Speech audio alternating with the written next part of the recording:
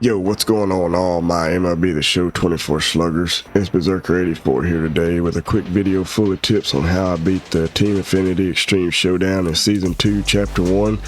I'll do my best as always to make this video quick as possible so you can get back to grinding. So stick with me through this full video for tips on how to beat this showdown. First, I want to thank all of you who have subbed and liked the videos. We're on the road to 50 subs. I appreciate all your support.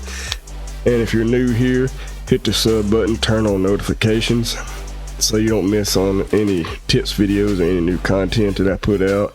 Also, like the video. I take the time out of my day and my grind to bring you these tips that help me, and hopefully they help you as well. I have a busy schedule, so I take the time out of my day to bring this content to you guys, so I really appreciate all your support. Also, please go drop me a follow on my Twitch. I'm trying to grow my channel over there as well. It's the same name as my YouTube, or you can click the link on my YouTube main page bio. My Twitch link is on there too. You know, it's kind of hard to get noticed when everybody goes to the top of the directory, so if you would go show me some support over there, I appreciate it. Just don't judge me if I can't hit the ball after having a few cocktails or beers. You know, I get the beer goggles on, so just don't judge me based on that too, because I have a good time sometimes, you know, and relax. Sometimes it ain't all serious. I mean, win, loss, you know, it's all fun. So I appreciate it if you would go over there and show me some support over there as well. Alright, so now we got all that out of the way, let's get into the tips video. Okay, so I'm going to take you guys through the draft first, on what players to draft, what perks to draft, and then we'll get into like the gameplay aspect of it, of what you're going to need to do to complete these missions and objectives here and to beat these bosses. First, let's go into the draft here. And now on this showdown, it's going to be maybe a little different than the regular showdowns because this one is the extreme showdown, so it's going to cheese you even more. So what you want to do is you're not so much looking for these power players in this, because the power players, as you can see, the ones that have some really high power, the vision sucks. So you want more of a balance or a high contact. You want some speed. You want that clutch too, because you're going to have runners on bases, so you're going to need that clutch to move those players around bases, because the higher clutch with those players on bases means you're going to get a better power and contact on the ball with those base runners being on base. So let's look at this first round here. I mean, you also want to go with a switch hitter probably too, and since we don't know the first boss, I mean, I technically do because I have went through this, but when you generally do not know the first boss because it doesn't reveal that to you, you want to kind of get a mixture of both left and right, or switch hitters, because you don't know exactly what pitcher you're going to be going up against. Now, after you beat the first boss, when you get ready to draft, don't draft your players until you back out and see what your next boss is, and go and research him on Google. If you don't know if he's a lefty or a righty, don't just go and automatically pick players, because then you could pick a right-handed batter going up against a right-handed pitcher. So you need to back out and go see what your next boss is, and then draft your player, because it allows you to, you're allowed to do that before you can draft anymore. You don't have to necessarily draft right then. You can back out and go and see what if it's a lefty or a righty, and see who the boss is. So don't just pick a player in a draft right after you complete a boss, because you're gonna screw yourself. So here in the first round, let's just say we don't know who it is. I know who it is, so but let's just pretend that we don't. Let's see, I would probably go with the switch hitter here. Pretty balanced and got a little decent speed. I mean, not super slow, not super fast in the middle. Everything is pretty mediocre, so I would go with the switch hitter here. Now, second round, now this is another thing you want to do. I mean, since you're going to be wanting to move runners around bases, sometimes you might see a player like, oh man, I want to get this guy. But if you see a guy like this guy with 99 speed, you pick him, because he's going to be on your bench and you're going to use him to sub in to move on bases, because if you bunt, you want somebody fast to be able to get from first to second, so there's not a double play, because double plays kill you in this. So here in this second round, you know, you might see a player that you like, but once again, we got this speed, so you can't pass at this speed, because you may need 2 base runners, because you might need to score a lot of runs, so you might need 2 fast base runners. So I'm gonna pick the speed. Now we got 2 speed guys out of the way. I don't think we're really gonna need any more speed, because 2 speed guys is what I beat it with the first time. So now we can go and focus on our actual hitting. And you want to get either a mixture of lefties and righties, because you don't know the first boss. Now, like I said, after the first round, you can go more specifically. If you got a right-handed pitcher, then you know you want to go for a left-handed batter in the draft. But here we don't know, so let's see. I think I'm gonna go with either Clint Frazier or Dylan Carlson, because Dylan Carlson is a switch hitter, and Clint Frazier here, he's got decent clutch here and got some power. But the vision, though, I don't like the vision. You got to watch the vision, because if the vision's too low, the vision already, you know, it sucks, because it's Extreme Showdown, so they're gonna be throwing you a lot of off-speed stuff, so you gotta have some good vision too. So I'm gonna go with Dylan Carlson again. Here, I like Bo Bichette's swing, so I'm probably gonna end up picking him. But you want to avoid a lot of these guys that have a lot of power.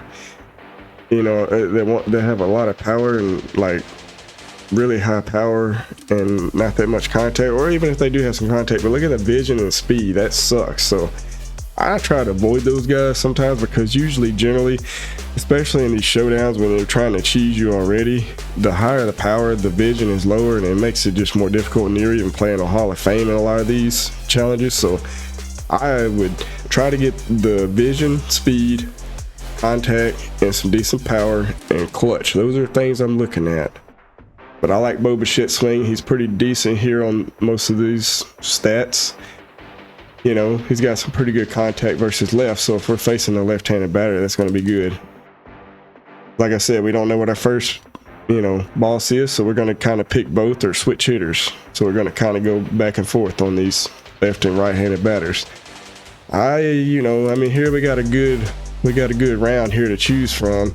I like Juan Soto a lot. I like his swing, and I don't think we've drafted a lefty yet, so we may go Juan Soto, because we're gonna have to mix it up.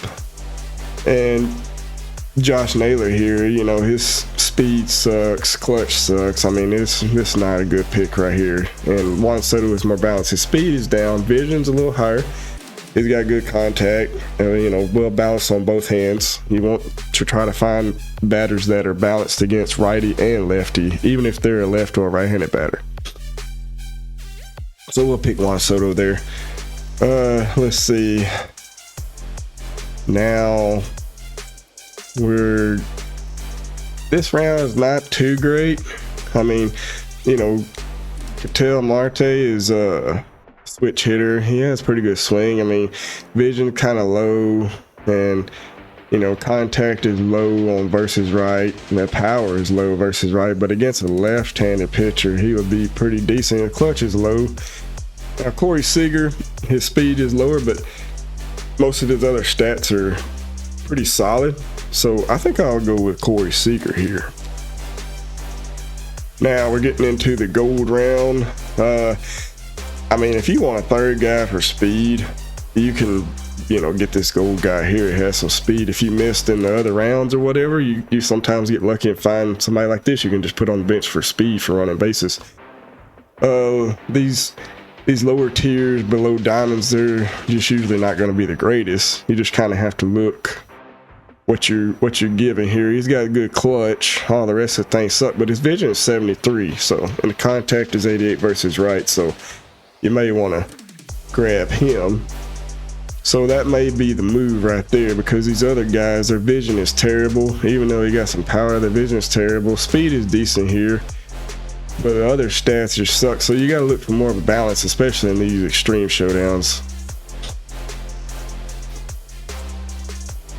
Let's see, in this round here, excuse me, I mean, like I said, these lower, you get down to golds and silvers and, you know, stuff like that. It doesn't give you very many good players to choose from.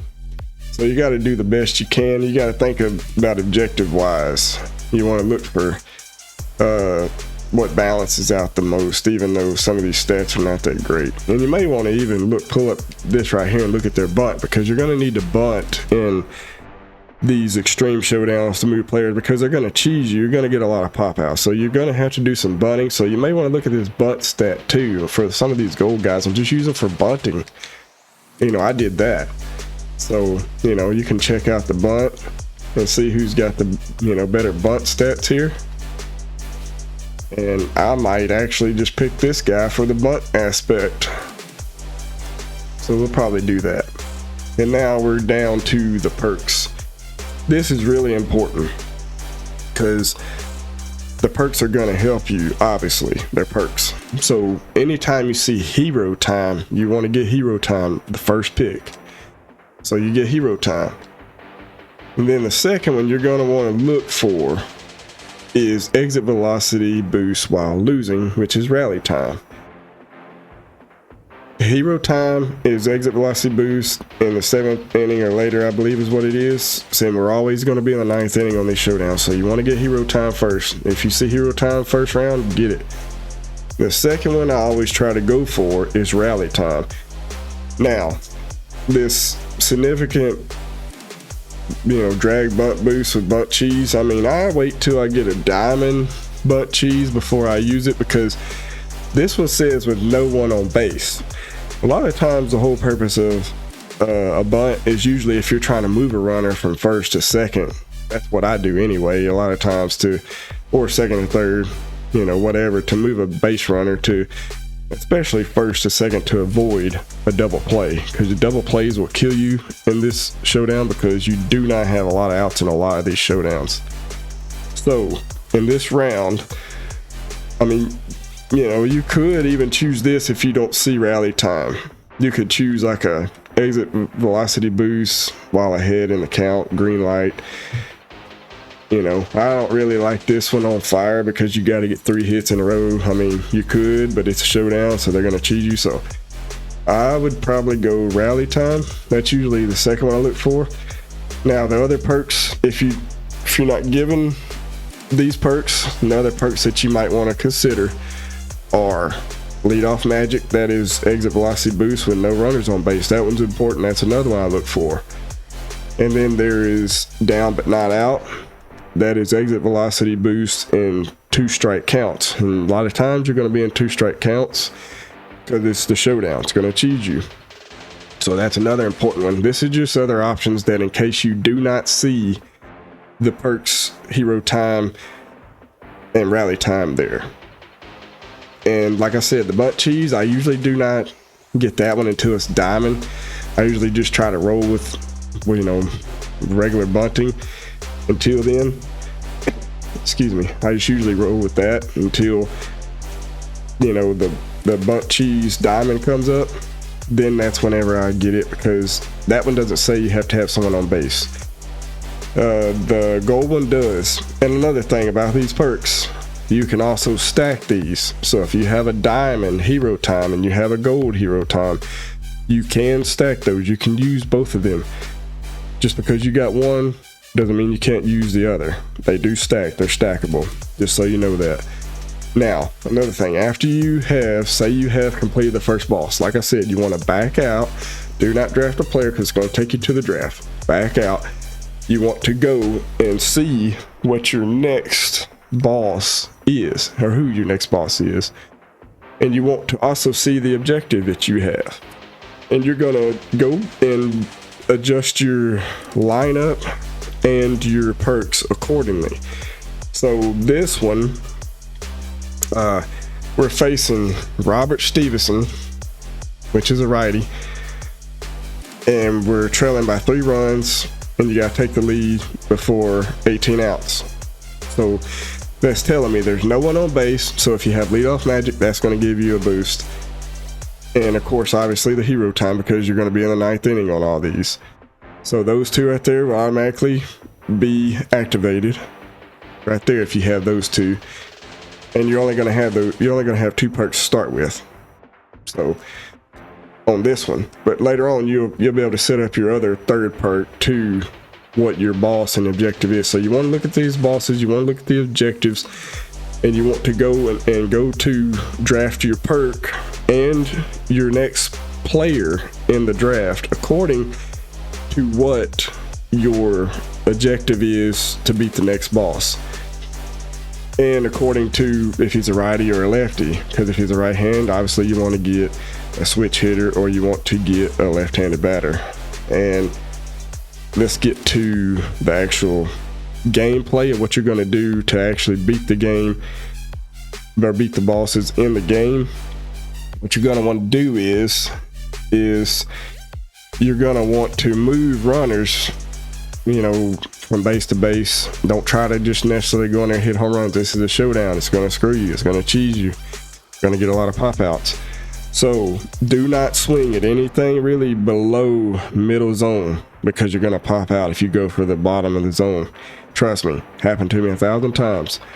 You're going to have to go middle and high zone to either get a ground or a line or a little blooper out in behind the infield to get on base. But if you have a runner at first base on your starting out of the boss, and the objective is maybe a couple runs, 2 or 3 runs or whatever, well, you don't usually have many out on those that you don't have many runs to get. So what you're going to do is, as soon as you get in the game, you're going to have to, as soon as your batter gets up to the plate, you're going to have to pause it. You're going to have to sub one of your players on the bench. Keep those speed guys on your bench and use them for subbing in purposes only. And sub them in at first, right away, before you can't get to the start menu. And you get your speed guy on first, and what you want to do is you want to try to either contact that hit or bunt that guy over to second base. And once you get him on second, you know, you can have a little more freedom in hitting, because even if you pop out, if you pop out in the right field, you can run the guy to third because he's going to have speed. But you do not want to have those double plays, because they will kill you and maybe even make you fail, because you don't usually have many outs, especially in those low run games. So you're going to need to move base runners very strategically. I hate bunting, but it is a strategic move to move base runners with the batter to avoid getting double plays. I mean, it's obvious. It's just baseball 101. Just obvious, but it's something you got to think about and know, because if you just go in there with your regular base runner on base, don't put your speed guy on there, then you're going to most of the time get a double play put on you. So you're going to have to usually bunt, and that's why I say use those gold guys and use them for bunting stats, and just sacrifice them. I usually call those low tier guys below diamond sacrifice guys, because their stats normally suck. So use them for bunting purposes or speed purposes if they got good speed or something like that. They're just sacrifices. Just basically look at them sacrifices, and use that person to bunt your player from first to second. And then once you get, like I said, on second, then you'll be able to have more freedom to hit the ball a little bit better. And another thing I want to talk about is contact swinging on second strike counts. And to get to second strike, I mean, you want to wear this pitcher out too, because if he's got full energy and full confidence, you don't want to be swinging at balls, and he's going to be throwing you on these showdowns, especially extreme showdowns, going to be throwing you a lot of all speed and junk usually. So be patient at the plate and pay attention, and don't swing, and make sure you're swinging at stuff in the zone. Don't swing at stuff outside, you know. And it's going to be a lot of junk balls. It's going to be a lot of curve balls. Going to be a lot of changeup. Going to be a lot of all speeds. So like I said, do not swing at anything below middle zone. You're gonna fly out. And Hadar, when you get to the Hadar challenge, the pitcher for the Brewers, you're going to be really watching him, because you're not going to have many outs, and you're going to let him wear himself out, because he's going to throw some fastballs. They're going to be wild. He's going to throw some off-speed stuff too, but his pitches are going to be wild. So if you're not familiar with Hadar, in the game, he throws a lot of wild pitches. So just be prepared for that, and you're not going to have any outs. So when you get to that boss, then be very careful. Do not swing at junk, and let him wear himself down. You get his confidence down, and you get his energy down, you'll be able to take advantage of that. And let's see, I think that's pretty much about it. You just basically want to play small ball a lot. I mean, you want to, like I said, I'm just going to recap here. You want to use sacrifice guys, and that's what I call the low tier guys, not your diamond guys. Look at their bunt stats, look at their speed stats. I mean, because their other stats are going to suck. So use those guys maybe at the top of the, to lead off with, and at the top of the order to bunt a base runner from first to second. And then as soon as you get in the game, if you got a guy on first, sub him for a speed guy on your bench to avoid the double play. Because if you bunt, even if you get the out at first, you move that runner to second, because he'll have enough speed. If you get those 99 speed guys, or 98 or 97 guys, speed guys, you'll have enough speed to get over there to second base before you can turn a double play. So use those as sacrificial guys. Use the perks I told you about. Back out and research the next boss and the objectives, and adjust your lineup accordingly. If you got a right-handed pitcher, load up your lefties, and think about clutch. If you don't have nobody on base, then you may want to put your clutch guys a little deeper down in the lineup, because you don't want to waste your high clutch guys in the top of the order when there may not be nobody on base. So use a couple guys that don't have a good clutch at top of your order. So then maybe they'll get on base, and then you can have your other guys in the middle of the lineup that have your clutch that can take advantage of that clutch with them being on base. But that's pretty much all the tips I think I have. Hopefully I didn't miss anything. Sorry if the video is a little bit long, but I want to go on all the details. I try to make these short as possible, but I want to get all the information and details to you so you can complete this and get this Team Affinity program points, and take advantage of it, because it's going to help you out a lot in Team Affinity. And if you would, as always, like, share, subscribe, turn on notifications for the next one, and I'll try to bring you another banger.